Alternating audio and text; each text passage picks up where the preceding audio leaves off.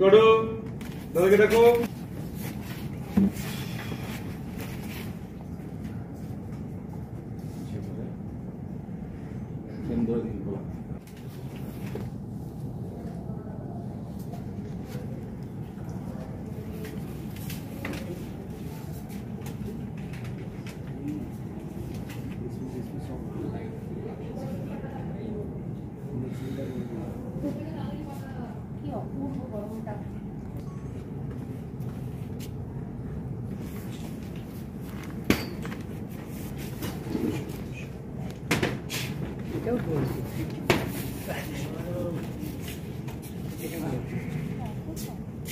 না না এটা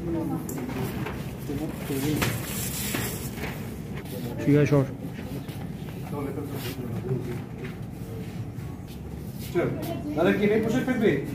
প্রথমে বলো কেমন আছো?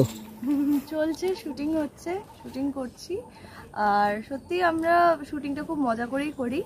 খুব বেশি এফর্ট মানে এফর্ট অবভিয়াসলি দিই, কিন্তু বেশি মনে হয় না যে শুটিং করছি, কাজের মতন মনে হয় না। মনে হয় যে সবাই যেন সময়ই কাটাচ্ছি আর ভালো করে শুটিংটা হয়, আনন্দ করে শুটিংটা করি।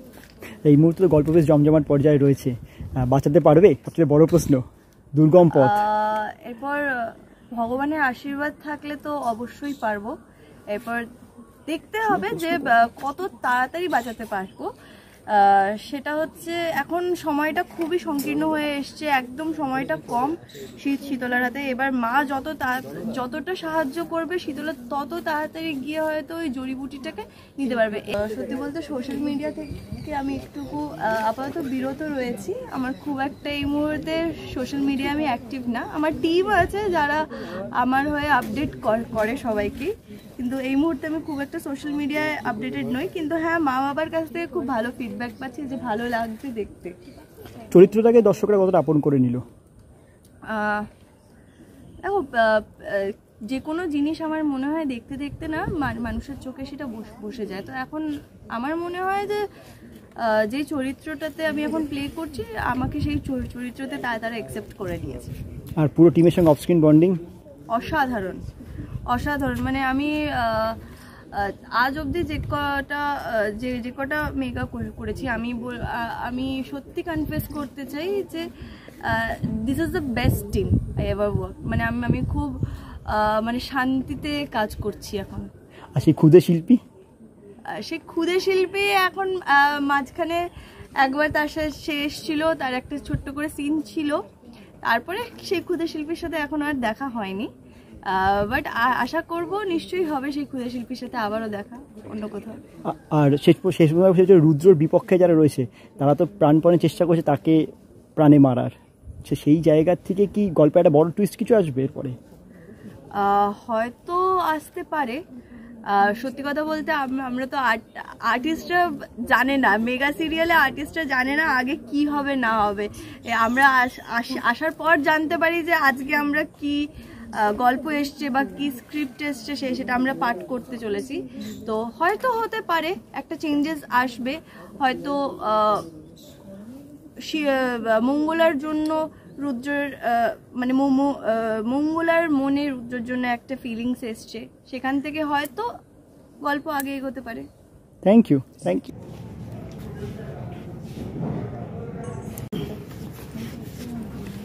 একবার লুক দেবে? ধারাবাহিকে নতুন মঙ্গলাকে পড়তে হচ্ছে প্রচুর পরীক্ষার মুখে, তো তুমি সেটা নিয়ে কি বলবে? পরীক্ষা, ভীষণ পরীক্ষা তার। এখন আমার চরিত্র রুদ্র এখন ভয়ানক একটা রোগের শিকার হয়েছে।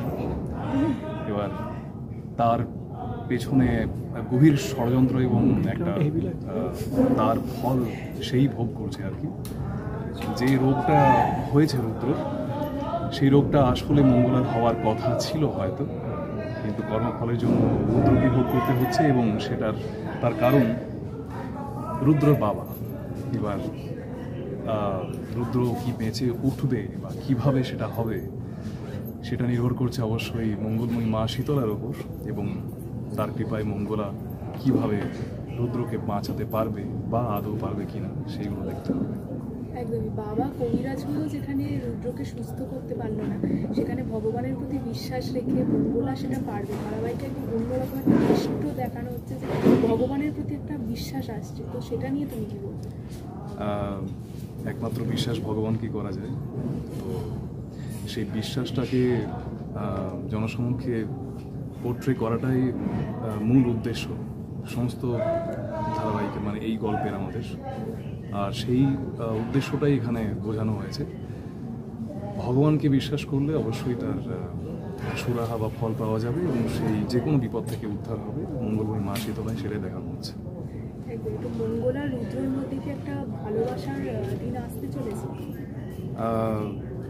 অবশ্যই, কারণ মঙ্গলা রুদ্রকে যদি সারিয়ে তুলতে পারে তাহলে রুদ্রর হয়তো মঙ্গলার প্রতি সেই মনোভাব আসতেই পারে, কিন্তু আদৌ সেই সম্পর্ক গড়বে কিনা বা রুদ্রর বাবা সেটা অ্যালাউ করবে কিনা সেটা দেখতে হবে। বাবা হয়েও রক্তের সম্পর্ক হয়েও সে খারাপ চাইছে তোমার, আর একটি মেয়ে তোমার ভালো করতে চাইছে, তো সেটা নিয়ে তুমি কি বলছো?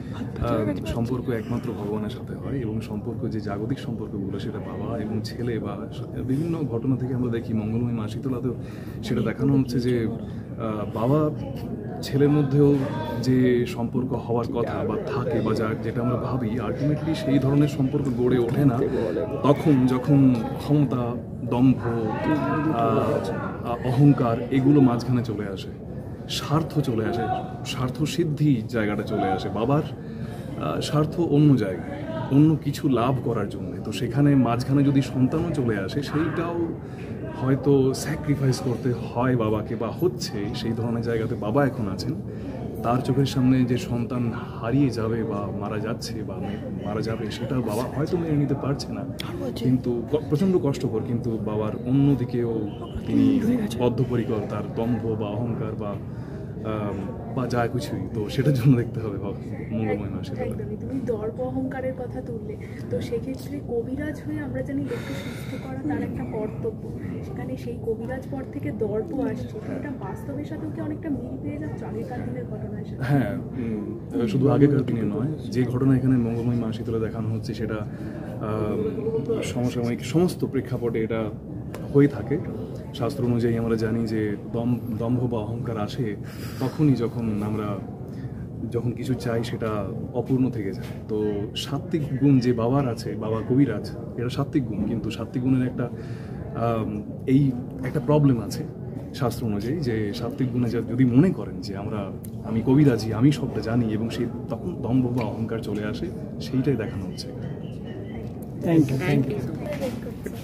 Almost 2.5 hours। রমজানভাবে তো গল্প এগোচ্ছে, কিন্তু বাঁচাতে কি পারবে, এটাই তো প্রধান প্রশ্ন। বলে দিলে তো গল্পই শেষ হয়ে যাবে, বলবো না। দেখতে থাকুন সান বাংলায়, রোজ সোম থেকে রবি সন্ধ্যে 6:30। নেগেটিভ চরিত্র মানে মারবার জন্য তো তুমিও একটা প্লটিং সাজাচ্ছ, কি চলছে দিকে শেয়ার করো।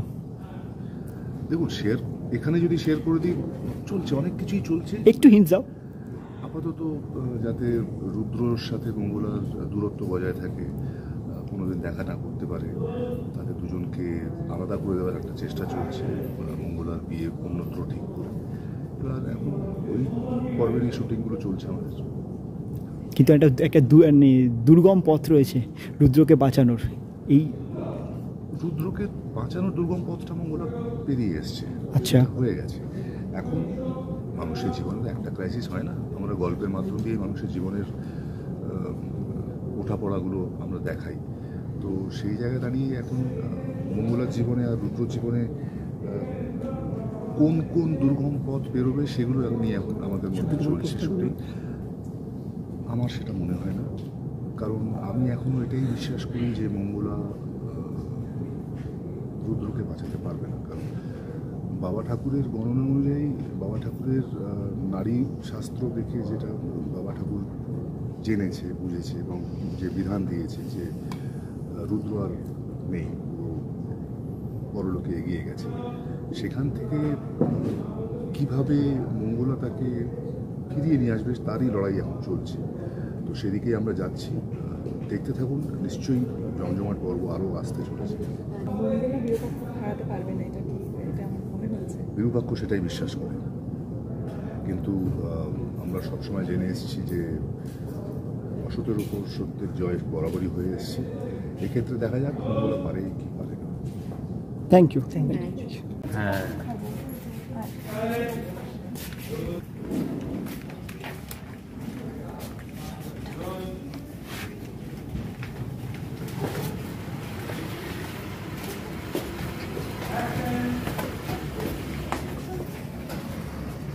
টাটা। কোন চলছে ধারাবাহিকের শুটিং? ভীষণ ভালো চলছে। আর দেখবেন মঙ্গলময়ী মা শীতলা সান বাংলায় 6:30টার সময়। চরিত্র নিয়ে যদি ছোট্ট করে বলো। চরিত্রটা হচ্ছে পজিটিভ একটা চরিত্র। বাড়িতে তো মা বাবা নেগেটিভ আছে, আমি আর দাদাই পজিটিভ বলা যেতে পারে। সবসময় দাদা মঙ্গলার প্রেমের মাঝখানে সাক্ষী হচ্ছি আমি, তো সেটাই দেখবেন, আপনাদের খুব ভালো লাগবে আশা করছি। এই মুহূর্তে গল্পে কি চলছে? এই মুহূর্তে দাদা অলরেডি প্রেমে পড়ে গেছে মঙ্গলার, তো বিয়ে করার জন্য কথা চলছে। একটা মহাপর্ব আসছে, মানে হ্যাঁ। মহা জমজমাট পর্ব, সেটা নিয়ে দর্শকদের কি বলবে? সেটার জন্য তো দেখতে হবে, বলে দিলে তো হয়ে গেল, তাহলে তো দেখবে না কেউ। তার জন্য তো দেখতে হবে মঙ্গলময়ী মা শীতলা সান বাংলাতে। আর দর্শকদের কাছে কিরকম কি রিয়াকশন পাচ্ছ? ভীষণ ভালো ভীষণ ভালো রিয়াকশন পাচ্ছি। ফ্রেমটা ব্যাক করো। হ্যাঁ, এই পাচ্ছি। এই দাদা একটু বাপায় ঢুকো। ব্যাস ব্যাস, এই থাকো। এখান থেকে আস্তে আস্তে এগো। আমাদেরও তো বুঝতে হবে। বসন্ত রোগে আক্রান্ত রুদ্র মঙ্গলা কি বাঁচে যাবে? এটা তো টুইস্ট পয়েন্টস ঠিক কি থাকতে চলেছে, যদি ছোট্ট করে শেয়ার করো দর্শকের সামনে। হ্যাঁ, মঙ্গলময়ী মা শীতলা, আমরা এই গল্পে যেটা দেখতে পাচ্ছি যে রুদ্র অসুস্থ হয়ে পড়েছে, এবং তার আগে আমাদের এই চণ্ডীপুর গ্রামের বাচ্চারাও অসুস্থ হয়ে পড়েছিল, এবং এই সময় মঙ্গলার মধ্যে এক ধরনের শক্তি প্রকাশ পায়, সেটা মা বিপত্তারিণীর আশীর্বাদে, এবং মঙ্গলাই বিপত্তারিণী হয়ে বাচ্চাদের রক্ষা করে। এবং তারপরে এই গল্পের যে নায়ক রুদ্র অসুস্থ হয়ে পড়ে, এবং রুদ্রকে সুস্থ করবার জন্য মঙ্গলাকে একটা দুর্গম পথে যাত্রা করতে হবে পাহাড়ে। সেখানে মঙ্গলার সামনে প্রচুর বিপদ রয়েছে, সেই বিপদ থেকে মঙ্গলা কিভাবে নিজে উদ্ধার পাবে এবং রুদ্রকে সুস্থ করবার জন্য ওষুধ নিয়ে আসতে পারবে, এবং ওষুধ নিয়ে আসার পরেও রুদ্রকে আদেও সেটা পৌঁছে দিতে পারবে কিনা। কারণ রুদ্র শারীরিক যে অবস্থা, রুদ্রর বাবা মানে কৌশিকদা যে চরিত্রটা করছেন এই গল্পের বাবা ঠাকুর, তিনি একজন শ্রেষ্ঠ বৈদ্য এই চণ্ডীপুরের হওয়া সত্ত্বেও তিনি তার ছেলেকে রক্ষা করতে পারছেন না। সুতরাং সেক্ষেত্রে মঙ্গলা কি আদেও পারবে সেটা করতে? আমরা তারই শুটিং করছি, এবং এটা যদি দেখতে হয় আপনাদের এই মঙ্গলময়ী মা শীতলা দেখতে হবে, এবং মঙ্গলার যে নতুন রূপ মা বিপত্তারিণী হিসেবে সেটা আপনারা দেখুন। যদি আপনাদের ভালো লাগে, আমাদেরও ভালো লাগে, সবার যারা আমরা কাজ করছি। আর তোমার চরিত্রটা? আমি হচ্ছে এই চণ্ডীপুর মন্দিরে, মা চণ্ডীর একটা মন্দির রয়েছে, যে মন্দিরে বাবা ঠাকুর কাউকেই আসতে দেন না, কিন্তু সেই মন্দিরে আমি থাকি। এবং মঙ্গলাকে যখন আমরা খুঁজে পাই, মঙ্গলাকে দেখে আমার মনে হয় মঙ্গলার মধ্যে মা চণ্ডীর আশীর্বাদ রয়েছে, এবং মা আমাকে এই বার্তাও দেন যে মঙ্গলা হয়তো এই গ্রামে এসেছে এই চণ্ডীপুরের মানুষদের মঙ্গল করবার জন্য। তো আমি মঙ্গলার নিজের বাবা না হলেও মঙ্গলা আমাকে ঠাকুর বাবা বলে ডাকে, এবং মঙ্গলার সঙ্গে আমার খুবই সুসম্পর্ক। আমি চেষ্টা করি যাতে মঙ্গলার ভালো হয়, মঙ্গলাকে সুপথে চালিত করা যায়, এবং চণ্ডীপুরের মানুষদের মঙ্গলার মারফত যাতে মঙ্গল হয় তারই কামনা করি।